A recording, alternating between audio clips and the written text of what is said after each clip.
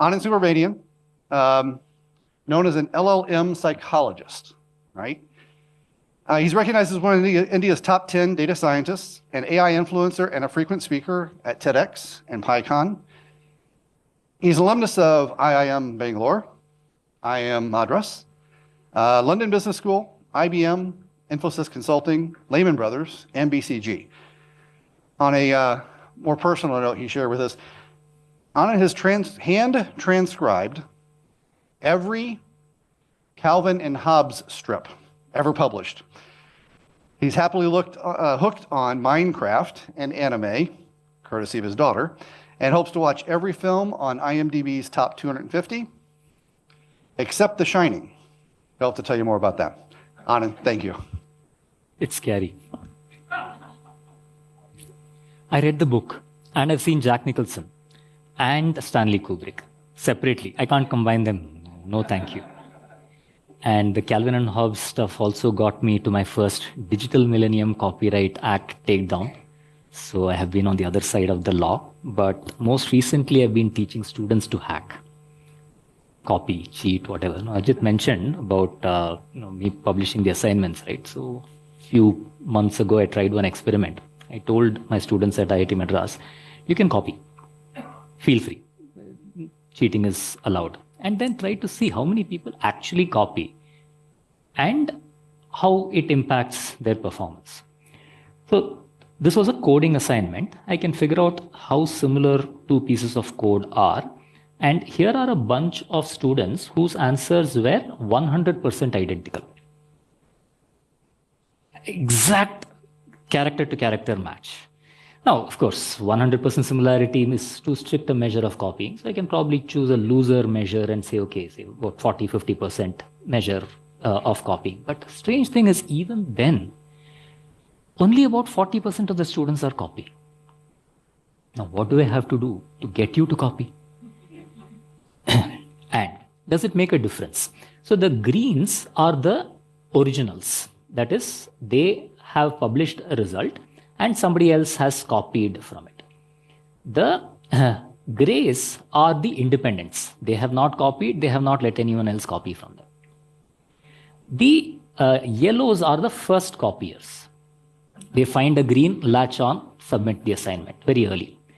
The reds are the late copiers. They wait, they find the assignment and so on. What's your guess? Who do you think scores the highest? The reds. Okay. How many people think the reds score the highest? Okay, majority. How many people think any other? 100%? No, that was the reds. The ones who copied late in particular. The grays who were independent. Okay. How many people think the grays who didn't let anyone copy nor copied? Okay, few. Anyone thinks the early copiers scored the highest? Okay. Anyone thinks the person who let other people copy scores more? Chance is there, one or two. Okay. So I belong to the green bucket, according to Ajit. And yes, they do score the highest by a solid margin. What I took away from this, no, I take that back. It's not what I took away from this. What I want to believe from this is two things. One, when you create something original and you let others copy from it, two things happen. First, you get feedback. You probably get early feedback, which means that your result is better. You're able to improve. And you end up coming up with a better result overall. They scored higher after all. The second thing that I believe is that it actually allows you to collaborate and learn from the other person, not just based on the mistakes that they point out, but also their solution. Part of what gets copied becomes yours. Where I'm going with this is that very often we think that there is value to intellectual property through propriety. I own it. It is exclusive. And that is a valid approach. There is another approach, which is where we learn through collaboration. And that too is a valid approach. And in this particular case, that seems to have gotten a little more of a result. Incidentally, who scores the second highest? You're right, the reds, the ones who are waiting right till the end and copying from someone because they have far larger variety, but the yellows who copy early don't do so well. Smaller pool to copy from. So don't copy early. If you're copying, copy late. But do copy because it's better than being the independents who are scoring the worst, sitting in their own pool, developing their own solutions, not copying, not letting anyone else copy, and faring the worst. Great if you can build stuff, but if you do, share. Or else at least copy. This probably has not too much to do with agentic AI, so I'm going to dive right into the topic itself. Now, some of you, many of you, may have submitted a Google form where we had asked for a bunch of questions. Now, how did these questions come up? See, I'm lazy. I absolutely cannot do work. So what I did was when Ramya called, I took a transcript of that call and fed it into Claude and said, what am I supposed to do for this? Here is the session. I'm delivering a talk at Deloitte this month, blah, blah, blah. I can send them material beforehand and so on. I am lazy. And I'm going to repeat this many times because this is an invitation for you to be lazy, for you to copy. It's very high ROI, by the way. You should try it sometime. So I didn't bother typing all of this stuff. All of this is dictated while on a walk. Why waste time when walking? And said, look, give me some cool stuff to play around with. See, delivering a talk can be boring, especially if you're delivering the same content over and over again. Talking to a client is boring. They'll ask the same bloody questions every single time. Why not gamify it for ourselves? Let's have some fun. Maybe at their expense, but maybe also for their benefit. So part of this was also me saying, look, I want to run a mini game of some kind. I have two purposes. One, entertainment and education. For me, you are the byproduct.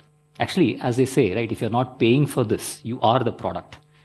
So you are, in some sense, my product. And I'm learning something from this experience.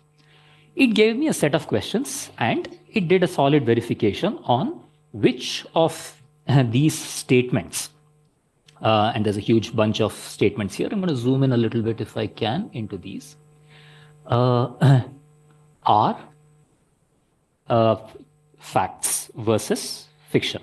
So for instance, a statement like AI agents can now autonomously negotiate and close binding procurement deals for tailspend categories without human intervention. How many people believe that this is a reality, by the way? Just a quick check. Okay, one. How many people believe it's not a reality?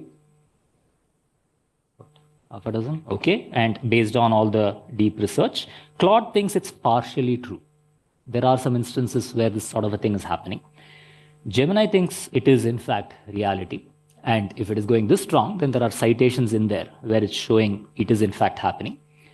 ChatGPT says it's mostly hype, but still gives it a 3 out of 5, saying this is a lot closer to reality than we as a room might have assumed.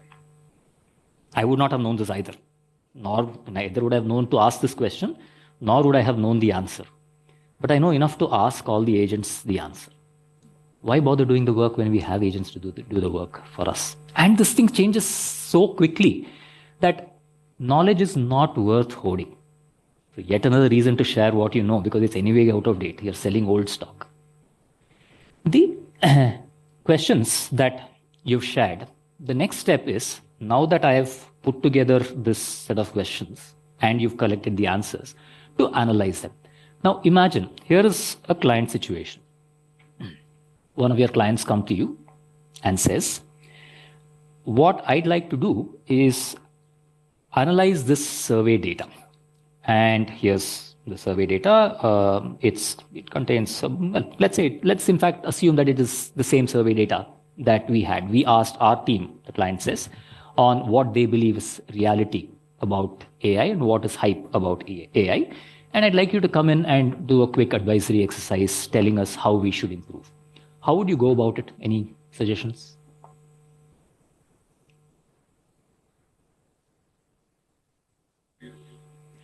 Client says, we've done a survey.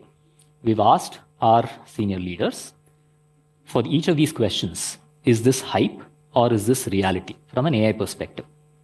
We have an exec meeting tomorrow where we'd like you to come in and present your advice on how this group should learn from AI and do better.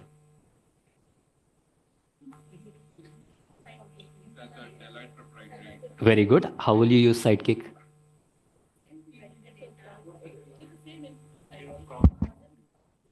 Wonderful. Any volunteers to come in and do that? Please. And what we'll do is maybe just dictate into ChatGPT. So, you have the data? Let me stop this so that you can get a sense of the data itself. The data is here. Each row is one person's response. The columns which are barely visible are the questions, and this is their rating on whether it's hype or reality.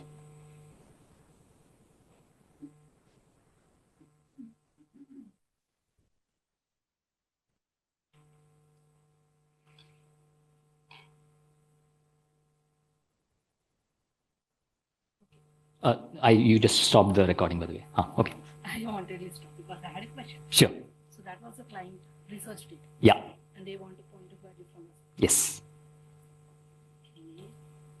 And I look at the data. Yes, please, please. And others, please just have a think about how you might approach it. A lot of the effort that goes in working with AI is less about doing stuff and more about knowing what we want to do, and a little bit around how we guide people on doing it. Put another way, there's probably more role for psychology than science, though psychology could be called a science, I don't know. But you get my point. It's more about almost human behavior than it is about technology. So,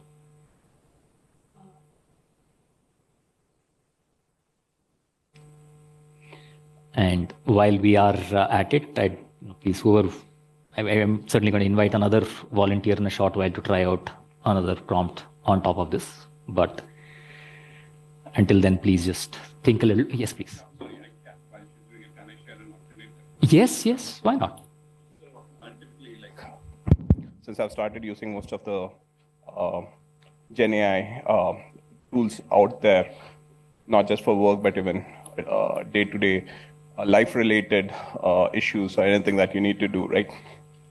So keeping aside the limitation we have within Deloitte, which is like using Sidekick, but if you're open to use all the tools available in ChatGPT. So a couple of things which I would have done. One, if I'm starting with ChatGPT, use ChatGPT to then come up with the right prompt. So in an abstract manner, put the bullets of what you're trying to achieve, and then use that prompt to come up with the disposition or the scoring or the categorization of the survey response. And the second thing which I typically do is I make ChatGPT come up with a summary. I would say that, I would want, say, Gemini or DeepSeek to validate or review your response and identify gaps or give feedback. And for that, have ChatGPT summarize it, or basically have it give you a prompt which you can just copy paste into, say, Gemini, right? And then basically paste that into Gemini.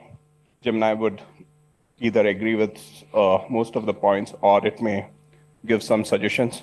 Feed that feedback back into ChatGPT and refine your output.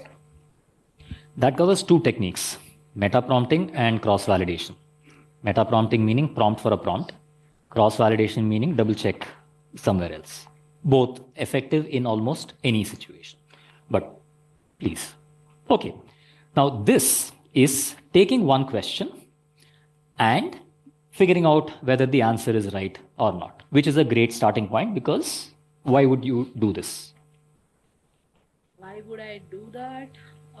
first thing, if I know the answer, I might want to come up with a baseline answer for it. But since I don't know the answer, I want to get some baseline information on what is the reality around it, get that understanding, then I can utilize my firm's knowledge or skills. Then I can utilize what I know from my firm and how do we put a point of value, POV around that. So for me, at least as a starting step, I need some basics, and that's what I have used it for right now. Which is a great starting point in 2025. In 2026, we would do it slightly differently. No, thanks. I'd like to invite another volunteer to come forward, please. Leave it here, somebody else will come and speak. Any other volunteers? While you prepare yourself to come over here, let me share why we might consider an alternative approach in 2026. And I'm not saying this is not the right approach. This is a solid approach. What we're doing is saying we'll learn and we will deliver an answer. I work with a team of freshers. We call ourselves the innovation team. There are, depending on the day of the week, anywhere between 2 to 4 people in the team. And we produce roughly 2 to 4 prototypes on a daily basis. And the team basically comes to me every day and says, Anand, you have given me only 3 tasks for today. Can you give me more? This is a very unusual situation, but the nature of these is, there's a client presentation tomorrow. Can you put together some kind of a prototype for it? They take the RFP, they build the solution and give it. These people don't understand the domain. Some of them don't know how to code. I mean that. They actually are not coders either. What skill do they have? Nothing. Ignorance is probably their biggest skill. They come in and say, I don't need to understand this stuff. AI can understand this stuff. I don't need to deliver the solution. AI will deliver the solution. I don't need to know how to prompt. I can meta prompt. I don't need to know if it is right or wrong. AI can cross-validate it for me and get to the result. And we'll do that now. You will do that now. Any volunteers? All you have to do is come here and speak. Please. Yeah, no, and we'll have you next. So there's enough prompting that we could do. So let me encourage you to try something as a next step. What we want is not to bother trying to understand the domain. Somebody has given you a survey. You don't know what that survey is about also. And your job is to create some kind of an output, and it's up to you. How would you go about doing this? And let's do it this way. Let's dictate the prompt into ChatGPT. We won't run it. And then we will actually execute it on Claude or Gemini or something. So let's create a new chat. What would you tell the LLM to do? You can just speak into this while using this. I would tell the LLM that please analyze the data that has been recorded from the survey. Give me top 3 trends out of it. Summarize the survey in a manner which is presentable to maybe a group of practitioners who filled up the survey, as well as the people who would be wanting to look at it from a leadership perspective for reporting on that. Perfect. Let's give that a shot. So if we take this prompt, thank you. We'll run this. I'll just change this to please analyze blah, blah, blah. And I'm going to take this and put it into Gemini to do the analysis. Now, why am I jumping between models? Because I'll tell you later. Now, let's upload the data sets. These are your responses without even giving it the correct answers and all of that, and run it. Now, what we're doing here is treating it like an intern to which we have given it the entire job. Let it do it. Why are we standing in the middle trying to interpret it almost like a man in the middle? Now, will it work? Will it not work? I don't know. Let's find out. But let's do something different. Meta prompting. I don't know how good this prompt is. We just came up with it on the fly, right? So what I would do is tell ChatGPT something along the lines of, look, I got a data set. It's a survey of some kind, and the client wants me to present this data set to their team to, I don't know, get some kind of insight out of it. Honestly, I'm not really sure what to do, but I'm not too fussed about it. Keep in mind that this is a very important sale for me to make. I want to wow them. I'm going to give you a starting point of a prompt. Use that as a basis, but do two things. Number one, come up with a fantastic prompt that will give me some really impressive output. Second, by the way, tell me how you improved the prompt and what I should learn from the process by which you improved the prompt. Here is the prompt. And with that, I'm running a meta prompting, which is taking some time. Paste it here. And I'll just say, this is the prompt. Except I'm not going to run it on ChatGPT. I'm going to go to Gemini for now and run it. Now, at this point, you may be wondering, why does this guy speak into ChatGPT, then go to Gemini? Why not Claude? I ran out of Claude credits because I was sitting and coding there. ChatGPT has fantastic voice recognition. Gemini is much faster than ChatGPT. If I sit and run ChatGPT, it will give a perfect answer 30 minutes after the end of the presentation. So, knowing this, I am timing it partly for show, not just do. And it says blah, blah, blah. Now, there are two ways in which we normally approach this. One, read it, understand it, share it. Second approach, don't read it, don't understand it, just share it. Both are valid. You have a lot of practice in the reading, understanding side. Practice the not reading, not understanding side also. Yeah? Copy, cheat. So, very well.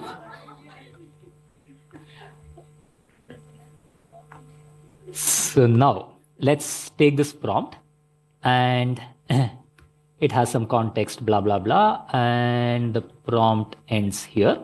Now let me upload the files, same file, and once it uploads, we shall run it. Yeah, I think it's uploaded, we'll run. Now let's go back to the earlier prompt which we ran.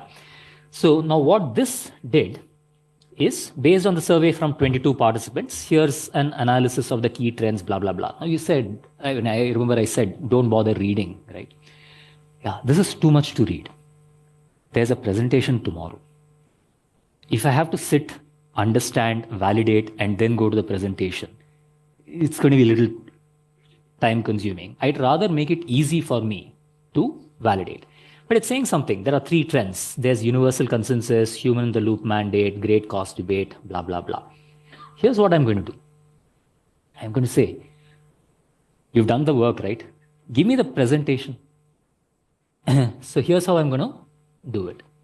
I will say, actually, this is where copying comes in handy. Let me share a prompt that I have used in the past, and I keep my list of prompts for creating slide decks handy, and will put it in here as creating a canvas and generate it with Pro. Let's spend a few seconds looking at the prompt. It's saying convert this into a beautiful slide deck, McKinsey style. Yeah, you'd obviously want Deloitte style, though arguably. Make the slides content-rich, clear, self-explanatory with enough detail, and so that it can explain without a narrator, and write it as a single-page HTML application, a few words after that. That's pretty much the bulk of the prompt. I did this when sitting there, which is what made me run out of credits. This will do the job, and I'll show you the output. But until then, let's see the output of almost exactly the same set of prompts that I ran a short while ago. Is this the one? Yeah. Here's what it's saying about your understanding of AI hype and reality. It's saying that at a glance, your overall accuracy was about 70%. Not bad. You got most of the results right. But one question was particularly contested. There was a question on AI supplier onboarding. Is that something that can be done by AI autonomously? And half the people said, yes, it can be. Half the people said, no, it cannot be. That was one where there was the least agreement on. On the other hand, almost everyone identified deepfakes as a threat. One person did not identify deepfakes as a threat. You know who you are. Deepfakes are a threat. No question about it. Now, what are the insights that we can gather from this? So, security threats, you all understand. Regulatory landscape, you all understand. Emerging capabilities are where you, as a group, seem to be struggling, understandably. That's one space that's evolving fast. So, as a rough rule of thumb, something like regulation, something like security, that has been around for a long time. We know it, we know how to tackle it. Trust your gut. If it's a new area, don't trust your gut. Check, verify. It is more likely that AI will have a better point of view than you having a better point of view than AI. Incidentally, almost 45% believe that inference costs are a barrier to adoption. The cost of inference is falling like crazy. To give you a sense of how crazily they are falling, let me show you how LLM pricing has evolved over time. Once it loads, which is taking, if you track two metrics for LLMs, the x-axis is the cost, right side is more expensive, left is cheaper. The y-axis is quality. If you compare two LLMs and see how often one beats the other, like a chess match, and give it an ELO score, that's the y-axis. One way of thinking about it is that the 1200 level is roughly a high school student-ish level. 1350 would be a college graduate level. 1450 is a postgraduate level, and today the models are at a postgraduate level. Each of those little dots is one model. And if you look at how this has evolved over time, if you go back 2 years to, let's say, December, do I have data for January? No, I don't. Okay, let's go back a little more than 2 years, December 2023. This was the state of the world. Or actually, let's go, about here. GPT-4 was the top model. It cost about $10 per million tokens. Now, what does that mean? If you take the entire King James Bible or all the Harry Potters put together and gave it and said summarize, it would approximately cost you $10. And it would do a pretty good job. Things changed. There were cheaper models like Claude 3 HiQ that came up. Not as good as GPT-4, but close and a whole lot cheaper. To the point where in August 24, we had Gemini 1.5 Flash.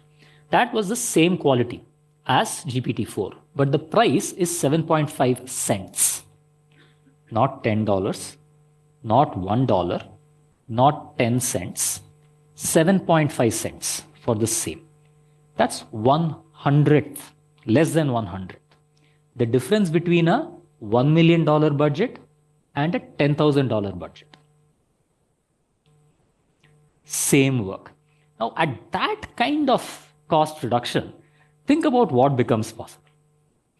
And this frontier has been steadily improving. We've had far better models, GPT 4.5 preview coming in at a crazy cost of $75 per million tokens, but close to being beaten. Yeah, probably. Yeah, and by far beaten by Gemini 3 Flash at 50 cents for better quality. $75, 50 cents, same factor of 100. So a rough rule of thumb is for the last 2 years, every year or so, the cost has been falling by something like 50 to 100 times. Inference costs? Doesn't even matter. By the time we think of a use case and it goes into production, the cost numbers are meaningless. I tell our clients, I will personally fund your entire inference bill. As long as I can build a solution. You guys will build crazy, inefficient solutions and crazy models. I will build the solution. But if I build it, I'm willing to fund the entire thing. And internally, I tell our client team members, look, I will fund this personally, literally out of my own pocket. It's negligible. And it's falling like crazy. But the point is, that this is like compounding, something very hard for a group to understand. So keep in mind that the costs are falling faster than we really can grasp it. And consumer AI seems to be overstated. Digital twins for autonomous purchasing, not quite there yet. So the growth has been on consumer AI, but we as a group perhaps don't get where it's gone far, where it's not gone far, relatively newer areas. This is one slide out of a slide deck that goes in by question, tells us where we did well, where we didn't do well, what was the distribution of responses against each one of these, which are the questions where the opinions are diverging. For instance, questions around AI twins purchasing. 55% feel that it's hype, 45% feel that it's not hype. Cost is a barrier, strong 50-50 split out there. And the kinds of topics where we really get it, legal, regulatory, deepfake, kinds of topics where we don't, supplier onboarding, digital twins, cost as a barrier. So cost and new areas seem to be the trend. It goes on, and what to do about it. Generated while the others were speaking. And you can do this with the same set of prompts.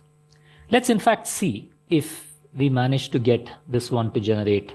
Okay, so we've got a bunch of slides out here. State of Agentic AI.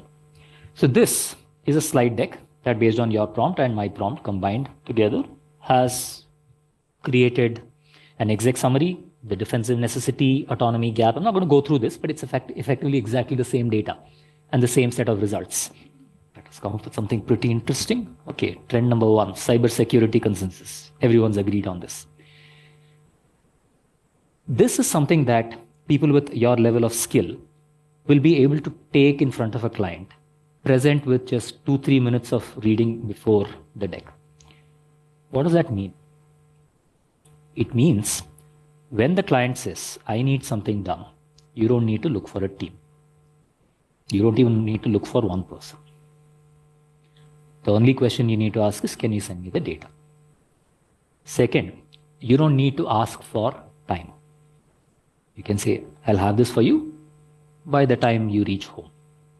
Not same month, not same week, same day, arguably same hour. Third, you could say, let me go a step further. I'll build a dashboard out of it for you. So for instance, I took Gemini and said, give me a nice data visualization out of it. So it took every single response. And now this shows for each question where each person stands. So each dot is one person. So this is somebody who answered correctly on autonomous regulation, saying that it is hype, and also answered correctly on the second question and the third question, but answered wrong on the fourth question on digital twin purchases, though that's a marginal call one way or the other. Being able to drill down like a dashboard, like an interactive presentation, as an add-on that you can put into this. And if you wanted, convert this into an application where you can do a simulation. What if our team starts becoming a little more savvy on the cost side? Will that have an impact? Start talking about implications. What are the use cases that we can build on top of it? And so on. Building applications, building slide decks, creating new forms of output that we haven't yet thought of.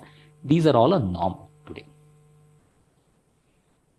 If that is the case, we need practice. And the best people to practice are people who know the least about a particular area, because you don't know what's possible. The more you know about it, the more you assume that some things are not possible. So it's usually good to practice complementary things. If you know how to code, then try and avoid coding. If you know how to build presentations, try and avoid building presentations. Do the opposite. You're not familiar with code. You build an application. A developer is not familiar with how to present. Have them come and create presentations. Not that they will be effective. As long as they know what to ask for, they will be effective, but they may not know what to ask for. But that's part of the learning process. Capability versus needs. Now, let's take another exercise. Before that, any questions? Yes, please. What we did today has been commoditized to an extent that the clients could themselves get this kind of an output, right? They don't need Deloitte to do this for them.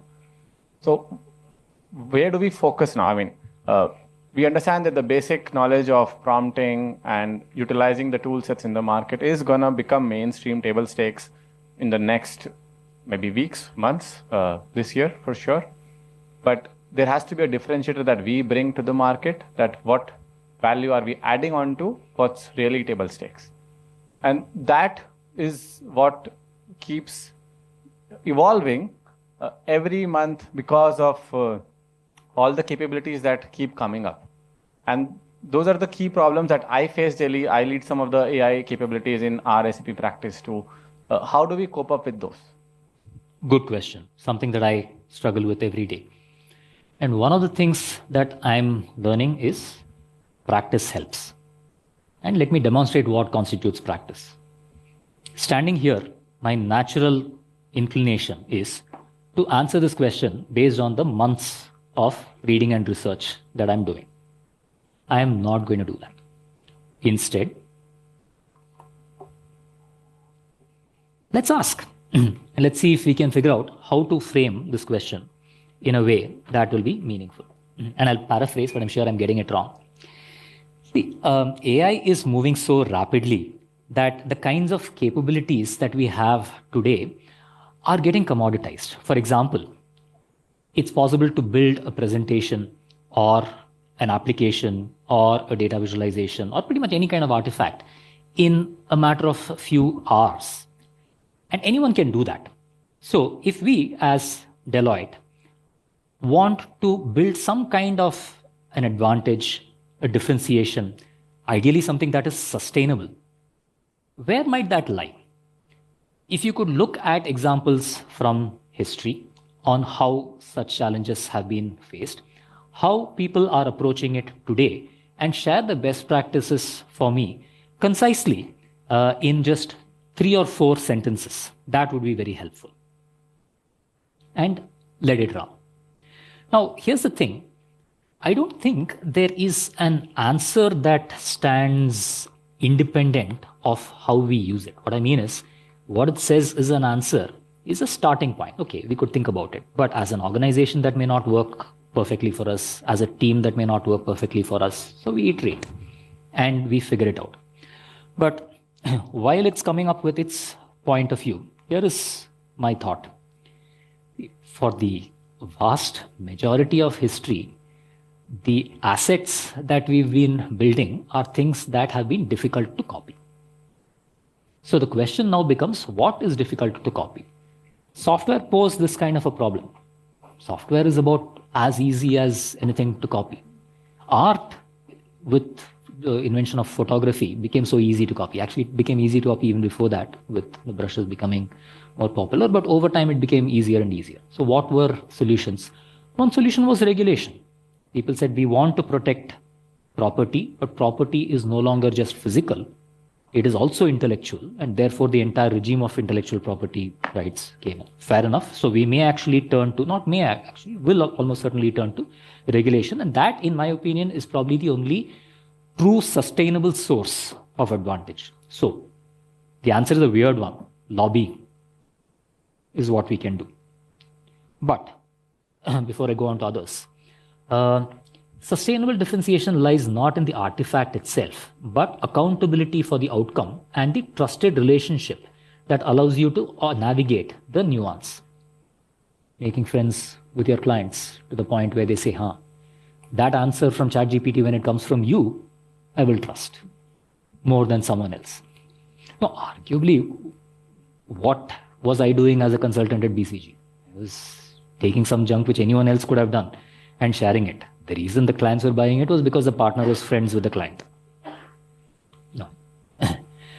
So that's one. Also, anchoring your premium pricing to proprietary data integration. Yeah, that's a moat that you can protect. We have something that no one else does, either as training data, prompt data, validation data, and so on. And assumption of liability. This is probably the biggest one. If we go wrong, we will stand by you. We will fight your cases for you. We will guarantee success monetarily, legally, however we want. That's another possibilities. Now, is that the answer to your question? Probably not, because you were really asking 2 questions. What can we as an organization do? What can I as an individual do? And the answer to the second is somewhat nuanced, but let's come to that towards the end. Any other questions? Yes, please.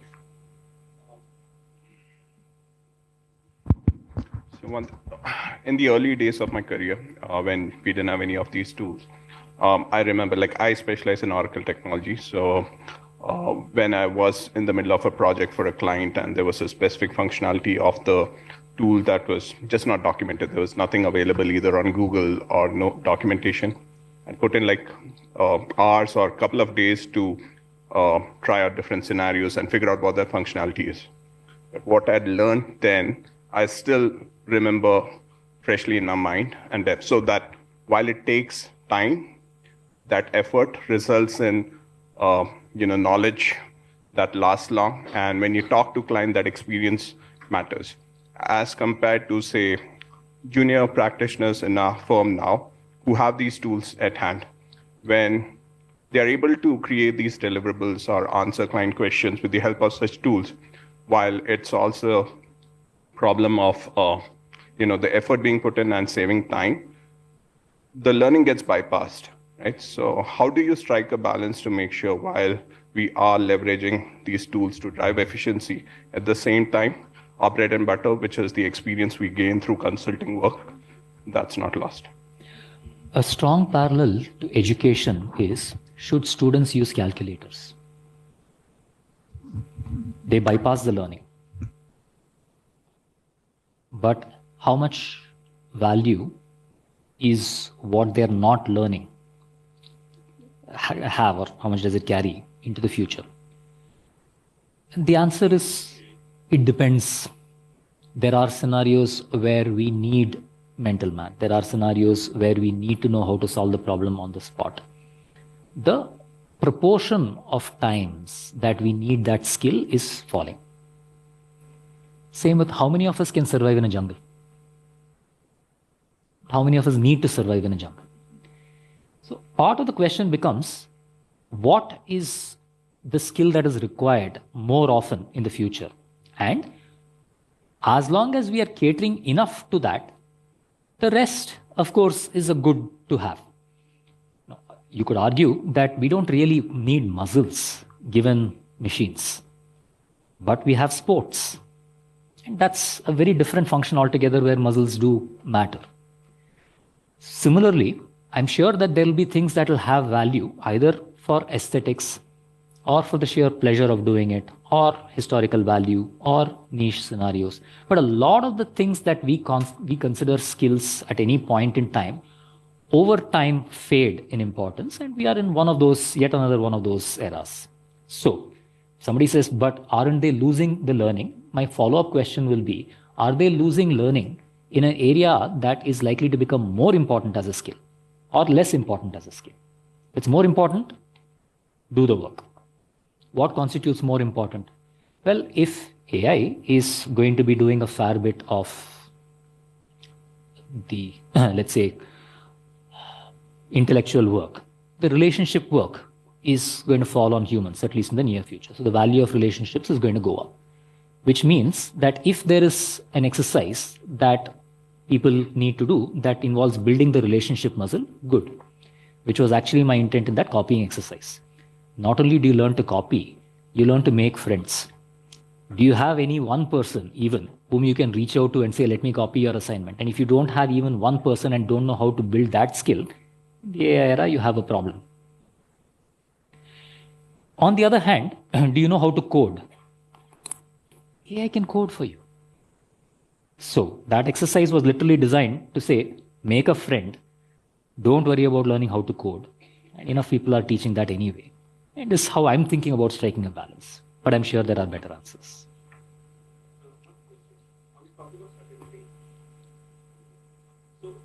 We know agentic AI or AI is mostly the results that come is probabilistic in nature, not deterministic. And in a client production environment, going with a probabilistic outcome could be fatal for them. So what is your thought process around how do we manage such situations, and what is the role that humans will play in a bigger, broader scheme of things when agentic AI, A2A communications will start? one of our clients asked us exactly the same question, and we said, why don't we do an experiment? This was specifically about tagging research papers. They said, your accuracy from AI is not matching our expert accuracy. I said, great, just do one quick check. How well do your experts' accuracies match with each other? The answer was about 73%. AI was matching them at about 80%. So if what constitutes correctness is subjective and humans are disagreeing on it, experts are disagreeing on it, how do I measure accuracy? I can probably say, look, are we as good as another human? So put another way, once we set a benchmark as the alternative, the target moves from machines need to be perfect to machines need to be better than status quo. And how much better becomes the measure? Which leads us to the second question. How much better and how do we improve it? Humans are imperfect. If we want a process that is made up of humans that to be more reliable, can we do it? Arguably, we've been doing it for centuries. And one simple check that we did was we took some customer support data, passed it through a whole bunch of models. So supposing somebody asked the question, when will I receive my order? Different models classify it differently. They're supposed to classify it as track order. But this particular model classified it as delivery period. Okay, we know all the mistakes. Some questions, most of the models do really well on. Some questions, the models don't do very well on. What if we said, instead of taking just one model, we ask two models? And if they agree, no problem. If they disagree, then park it, have a human double check it. Or take three models. If all three agree, then pass it, or all four, or all five. And it turns out that when that happens, the accuracy increases considerably. The x-axis is the number of models that check. The y-axis, if just one model checks and you randomly pick a model, different models have different levels of quality, and this data is about a year old. So a year ago, if you had randomly picked a model, on this problem, you would have gotten a 14% error. But if you said two models have to agree, that falls to 3.7%, significantly lower. And if you said five models have to agree, and you randomly pick the models, you're not even selecting the models. If you select the models, you can do much, much better. Then it gets to less than 1% error. But you'll have to do some manual work. How much? If you picked five models, you can get to 99.3% accuracy with 28% disagreement. Meaning 28% of the data, it says at least one model thinks slightly differently. So we have to validate. So what does that mean? 72% effort reduction with 99% quality. Most people will take that.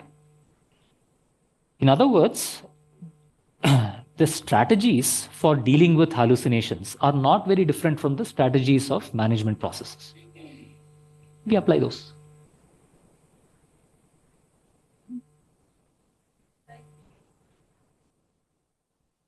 So if I try to summarize this, is it like we try to use more models or see which set of models come closer to the best answer or the similar answer? Both are valid strategies. Try out half a dozen models, see which one tends to do best on this particular problem and use it. Approach number one. Approach number two, try half a dozen models, pick the two best, and if they agree, then make sure that it works.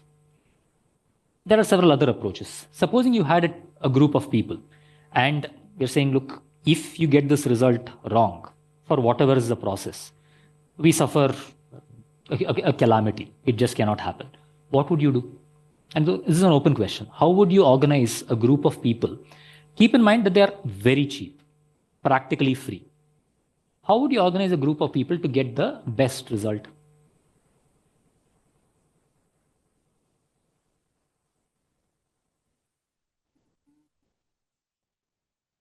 Hire skills or choice of work to be assigned. Pick the right task and give it to them. Let me expand that a little bit and say that maybe you break the task down into different pieces. Find one part that goes to the person best suited to handle it, another task that goes to the best person to solve it. For example, in this case, we might have said, let the analysis be done by ChatGPT, which does a good job with numbers, and the visualization be done by Claude, which is nice with pictures. That's another example. Or the maker-checker concept. Why pass the same question to two models? Give it to one model, take its output, tell the other one, find all the errors in this. Finding errors anyone can do. Then pass it back to the first one and say, now this guy spotted all the errors. And keep running it until they both agree, effectively having a debate. That's another possibility. Several ways that you can think of, and the good part is they are cheap. So, management process techniques apply very well for agents. Any questions? Okay. There was another question that that I had asked in the form, which is, you have been given a spreadsheet. Okay, you can't read this, so I'm going to put it out here and make it larger. You've been given a spreadsheet with a bunch of tickets. And this has a set of columns. Now your client wants insights for their quarterly review tomorrow. What prompt would an AI agent, what would you prompt to an AI agent? Which is roughly along the lines of the kinds of prompts that you were giving right now. Now, in this particular case, I had them, in the interest of time, I'm not going to have you maybe do the analysis. We are about 15 minutes towards the close. So I'll try and wrap this up in 10 minutes and then we can still do Q&A. So I had the usual models analyze this. Now, here's the problem that I posed to them. We have a team of leaders who have been sharing their prompts. Now, you figure out what are the criteria that are important for prompts and evaluate each prompt against that and tell me where as a group everyone is doing really well, where as a group everyone is not doing well. So I'd like your guesses firstly on what makes a good prompt. Supposing somebody gives you a prompt, what will you evaluate it on to say, yes, this is a good idea? Is it prescriptive? Meaning?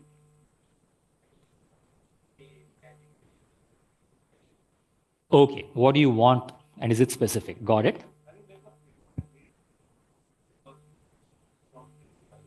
Absolutely. What are some elements in the framework?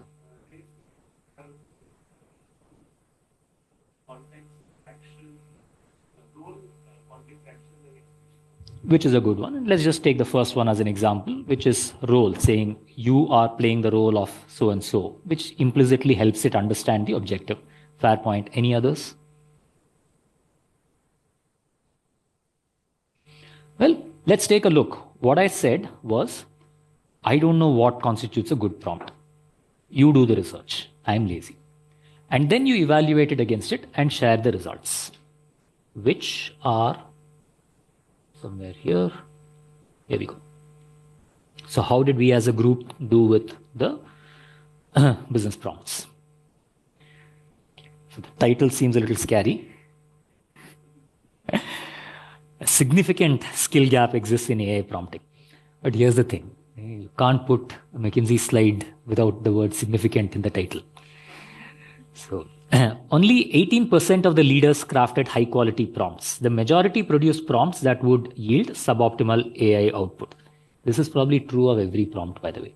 It's almost impossible to come up with a prompt that is good enough, except using meta prompting, which is having an AI agent review the prompt and say what is better. So you can ignore all of what I'm about to share. You just ask a model to improve your prompt, it will improve the prompt. But if you're saying, okay, Chal, I'm curious, I want to know what it takes to make a prompt better, then for the prompts that you shared, context and persona, the role effectively, seems to be the one that that the majority did not specify. Put another way, what we're saying is do this without telling it who it is or who they are and what their objective is, which is a classic management mistake that we all make. I tell my team members, look, just get this done. Not, I have a meeting with this particular person. This is what I'm trying to achieve. Therefore, get this done. It's 2 more sentences, but it's easy to forget that. Structural clarity, which is how exactly do we want the output? I'm actually very impressed that this is only 68%. Usually, people don't think of specifying the format that they want the output in. What are the columns that they want? What is, do I want an Excel file? Do I want a presentation? Do I want something else? Do I want multiple sheets? Should they be linked? We often specify the how, but not as often the output format. In this case, that remains a gap, but not as large as I thought. But metric breadth, defining the KPIs that you would want out of this, the majority of people have come up with. So what does that mean? More iterations, inconsistent output, missed opportunity, blah, blah, blah. And I'm going to go into what its suggestion is in terms of things to think about during when writing a prompt.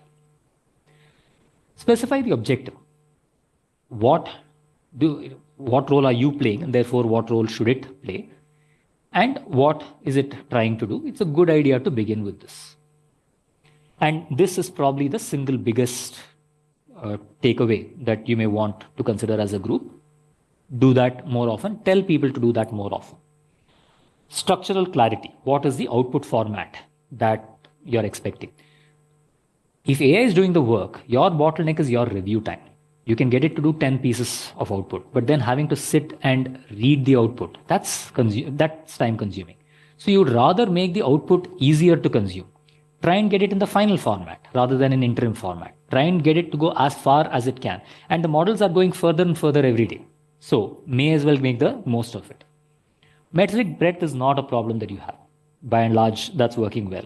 And the strategic value is also doing pretty fine. Does a prompt request actionable insights? And you are, as a matter of habit, it seems, getting those actionable insights. And this is useful. The thing about prompt engineering, so to speak, which has now become context engineering, is that the models are changing so rapidly that what we know today is not necessarily true tomorrow. For example, some of you may have heard of emotion prompting. Let's see.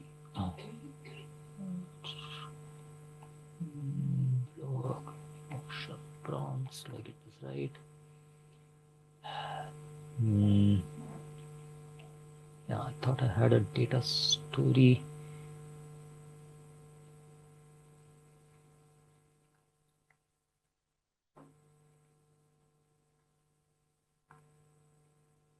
Okay, yeah. There was a time when people said, look, supposing you put in something like this in the prompt. Oh dear, I'm absolutely overwhelmed. I need your help right this second. My life depends on it, and so on. Then models do a better job. Or bullying it. You're a stupid model. Get me the answer right. Or even my 5-year-old son can do this. Stop being lazy. Or praise. Well done. I really appreciate your help. Of course, models do that a lot to us. Maybe we do it back to the model and see if that helps. And there are a lot of memes around, memes, I guess, around which of these work, which of these don't work. And some of these do work. So we tested it out across all of the models. At that time, there's a whole bunch of models that we ran it against to see if it works or not. So to take an example, let's take emotion prompting. Emotion prompting is something that actually did work pretty well against O3 mini high. There was an uptake. But on the vast majority of the models, emotion prompting actually had a negative effect. 21 models did worse when we did an emotion prompting, which is saying, how my life depends on it. If we tried being polite, 20 models did worse. If we tried fear, 19 models did worse. There was only one prompt style of the lot that consistently and clearly outperformed all the others. That is reasoning, which is the simple phrase, think step by step. This was 1 year ago. Today, think step by step hurts more than it helps. Why is that? Because the same research that I'm showing you was done by all of the AI providers, and they incorporated it into their models and their harnesses, which is their chat engine, so that it's no longer necessary. To the point where if you actually add it, more often than not, it hurts. And almost always doesn't help. So this too is a moving field. How do we resolve that problem? By trying to avoid the knowledge trap. There was a time, and now is also the time for me to gently wrap up with a few broad takeaways.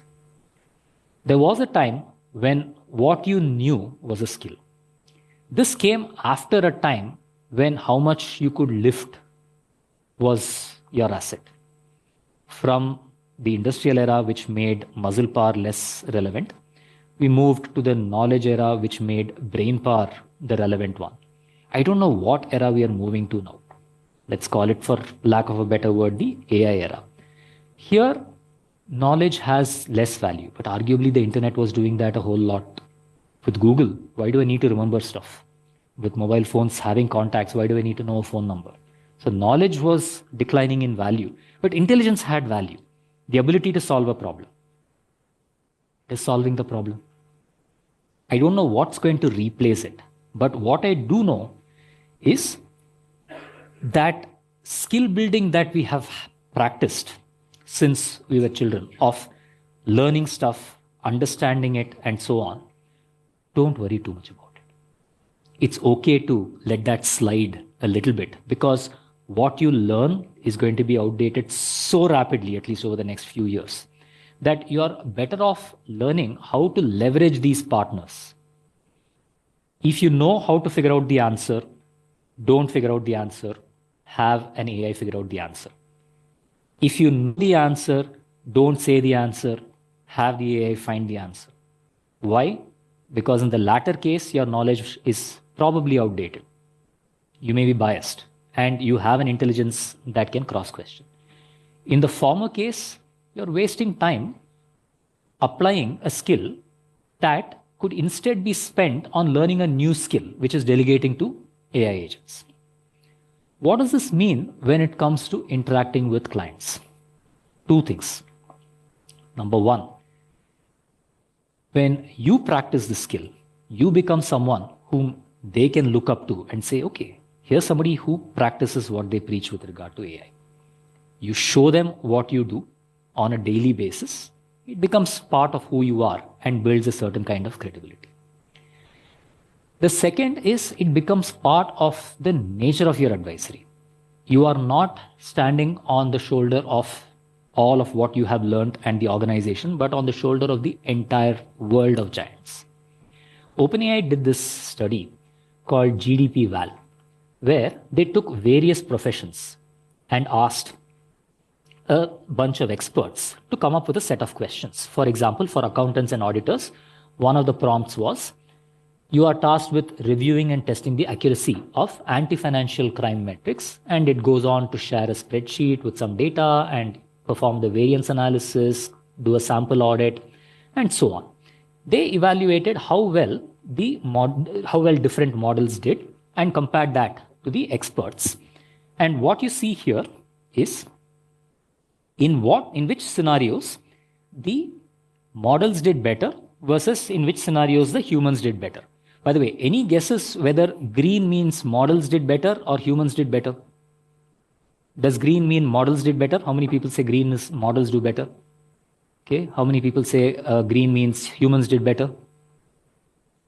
Okay. Slightly in favor of green means models do better. Yeah, green means models are doing better. So, which means that software development as a job is, the average AI already does a better job than the good AIs do a better job than the experts, software development wise. They do a better job than than general and operations managers. They do a better job than accountants. They don't do a better job than accountants and auditors. You can use them as customer service representatives. You can use them as personal financial advisors. In fact, my largest investments have been, after I saw this, I said, I'm not going to hire a personal financial advisor. I'm just going to ask Claude to give me an answer and put all my money wherever it's said. I don't know how it's doing, but on the other hand, my tax is still being filed by my auditor, going with this. And this is a moving curve. But here is the thing. For all practical purposes, for free, you have a software developer. You have a customer service representative. You have a medical and health services manager. You have a counter and rental clerk. You have a sales manager. You have all of these skills available to you, partly as knowledge assets, partly as agents that can do the work. Let's leverage them. When advising, we can have a model or Claude ChatGPT or internal equivalents play different roles and say, you are so and so. Now I'm asking you for advice and give me your response as this kind of an expert. In many cases, it does better than the actual experts themselves, and you have access. Earlier, we would be constrained. Oh, I don't know a person with this kind of skill. Now you do. Oh, but they cost money. Now they don't. Oh, but I don't have the time. Yes, you do. Assemble your internal team of experts, and you need to get familiar with your team of experts. The team is largely your prompts. Just knowing what to ask, because the same model can be made to play different roles.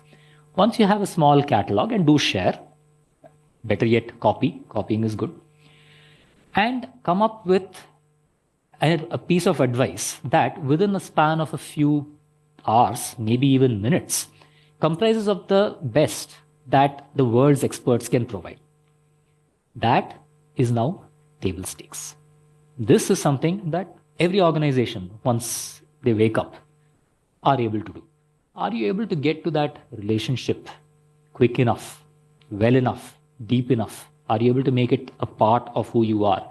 Are you able to build, using this, some kind of truly defensible assets? Perhaps data assets, perhaps prompts as assets, perhaps new things that will come up. Those will start constituting some of the differentiations. Lastly, fact check every single thing that I said. This may be true today. This will not be true tomorrow. Skepticism is definitely in the list of skills that I mentioned I would share at the end, right on top. So with that skepticism and with the prayer that no more than 5% of what I said is wrong, thank you. I have only one ask of you: prompt 50 times a day. All the best.